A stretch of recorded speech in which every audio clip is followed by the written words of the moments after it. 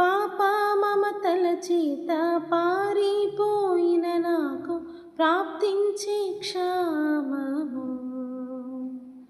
పశ్చాత్తాపము నుండి తండ్రి క్షమ కోరుచు పంపుము క్షేమము.